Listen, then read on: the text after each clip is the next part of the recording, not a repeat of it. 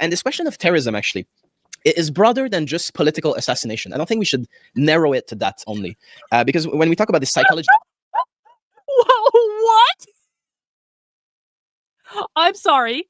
Terrorism is broader than just political assassination.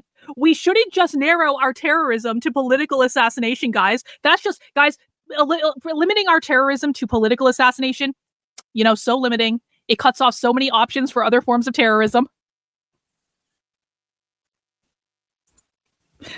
Again, please.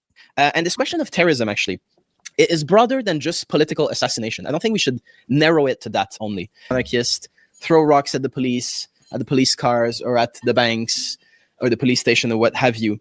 It was a big thing, you know. But broadly speaking, it's the same method and the same psychology, these individual actions to disrupt the regime. Did you hear him say it? Terrorism, you know, if we're just doing political assassinations, that's very limiting for our terrorism. We need to have bigger actions that disrupt the regime. The goal is disrupting the regime, okay? Listen again to what he just said. Anarchists throw rocks at the police cars, or at the banks, or the police station, or what have you.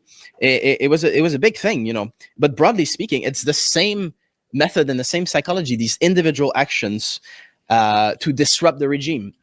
I remember actually one time in Montreal overhearing a conversation in a bookstore. It was the anarchist bookstore, so shocking! It was the right place to hear that. Shocking. There was two of them talking. So it was an anarchist bookstore where they were talking about doing terrorist actions to disrupt the regime. Tell us more.